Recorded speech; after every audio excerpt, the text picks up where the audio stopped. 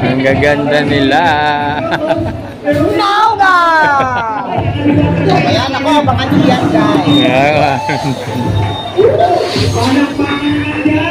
Ayan guys.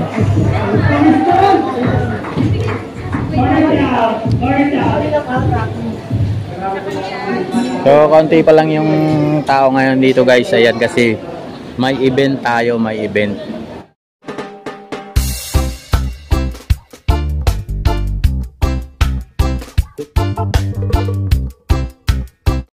Yung guys, update muna tayo dito wala Idol Diwata.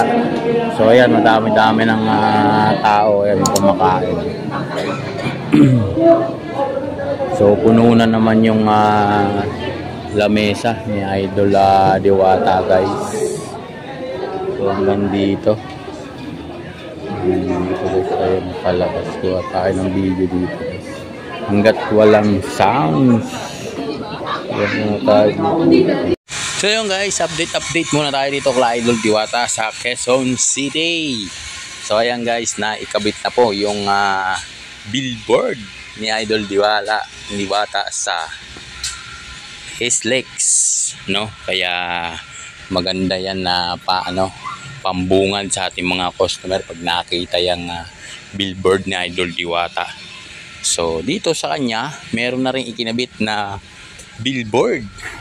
Yes, ipapakita natin yung billboard dito ni Idol Diwata sa kanyang pwesto.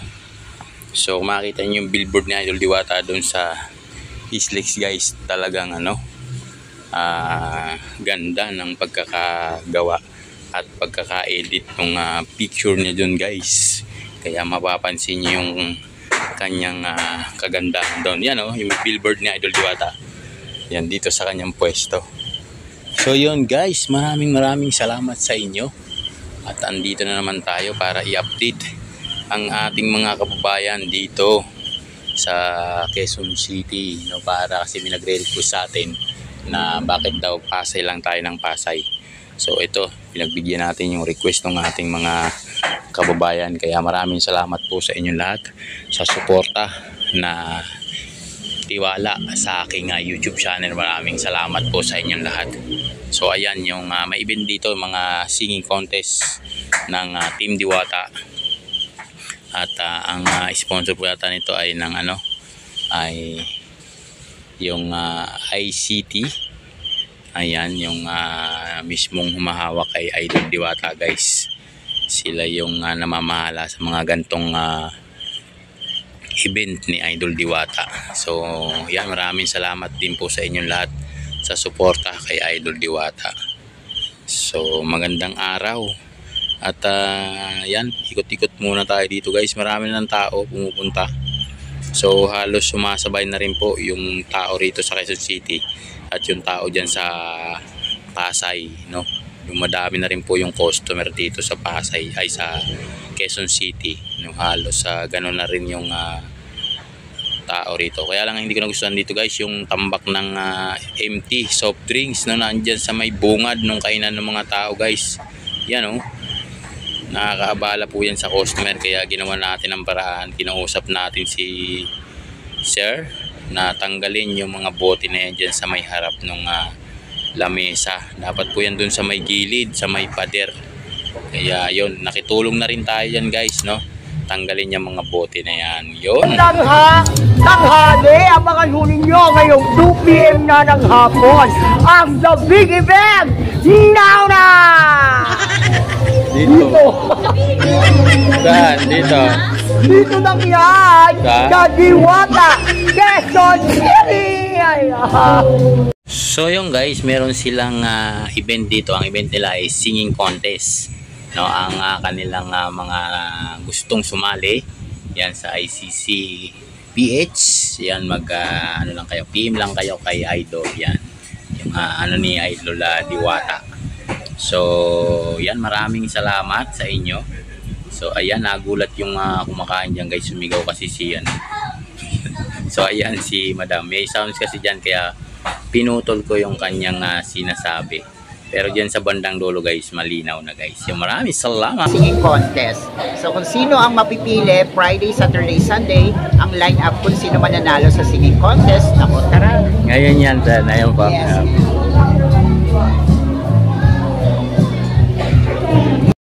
Yun, gaya nga ng sinabi ni Madam.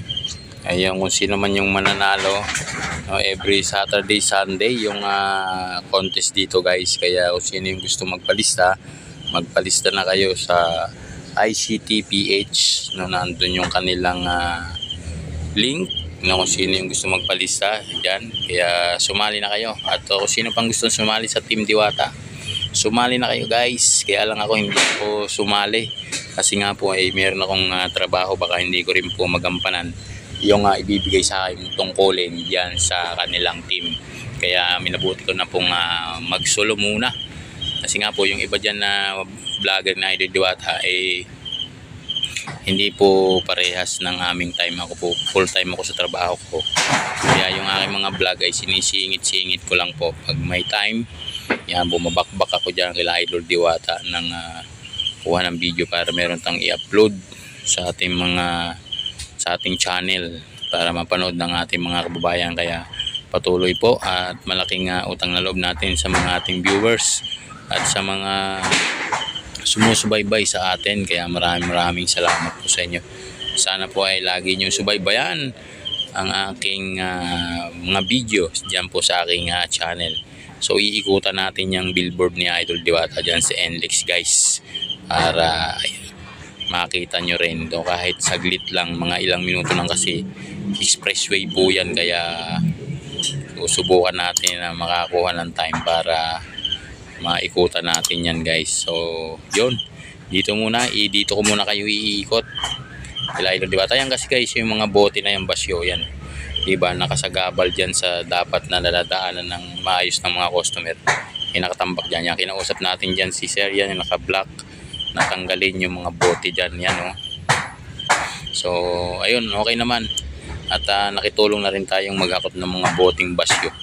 Ito doon dapat yung sa may gilid, sa may pader, para pag pinick up ng delivery truck ng empty bottle, mabilis nang kunin. Kasi kung katulad yan may mga kumakain tapos may naghahakot dyan sa harap ng kumakain, maiilang po yan guys eh. Maiilang sila. Kaya yan, minabuti ko ng sumama at makitulong na rin yan, no? Kasi nga pag may mga customer tapos may mga taong naghaharap ng mga bote empty, ano po yan, madidismaya, no? Imbis na enjoy sila sa pagkain ng chicken na Diwata Paris Overload, doon nakapokus sa mga naghahakot ng bote guys. So ayan, kaya nag-suggest tayo. So okay naman na hindi dapat itambak dyan yung mga empty bottle ng bote dyan mismo sa malapit sa kinakainan ng mga customer. Dapat yan doon sa may gilid, guys. Kaya nakitulong na rin tayong maghakot. So ikot-ikot ko muna kayo dito. Ayan, oh, sumasabay na yung mga customer ng dami doon sa Pasay at saka dito sa Quezon City. So magandang pangitain yan guys. So maraming salamat sa inyo sa sumusubaybay sa aking YouTube channel. So ayan, kung sino man ang gustong kumain, yan, dyan lang kayo. Mabilis lang pong makita. Ayan, oh, yung bote ng empty bottle guys ng mga soft drinks. O ayan, may mga kumakain dyan. O, sabihin natin na puno yun ng customer. Tapos may maghahakot na mga delivery boy. Puno yan, may mga customer. So may asiwa yan guys. Iba yung mga customer natin, merong ganun. Tapos bibidyo na naman, palabasin na naman masama. Yung ganito, yung parisan ni Idol Diwata sa Quezon City, ganito ka hindi maganda, hindi nakaayos, o diba? May mga ganun kasing tao, kaya mas maganda naka-monitor ka rin dyan guys, no? Kung ano yung pwede mong itulong kay Idol Diwata, isuggest mo na doon sa mga tao niya na ganito dapat, malinis tingnan, maliwala.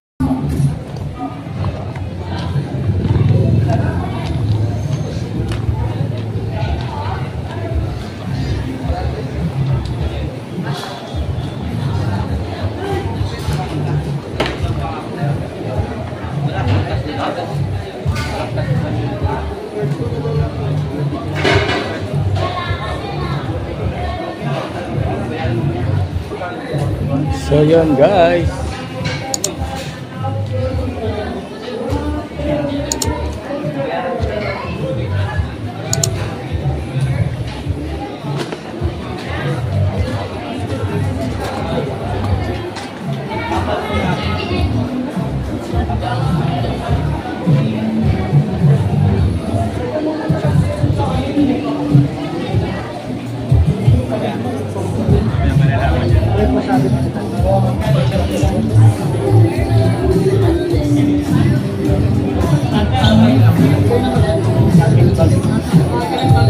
Again, maraming salamat po to our following sponsors. Payato Sports, Malagay Kuya, Super Aeron, Sumo, and Tires Charity.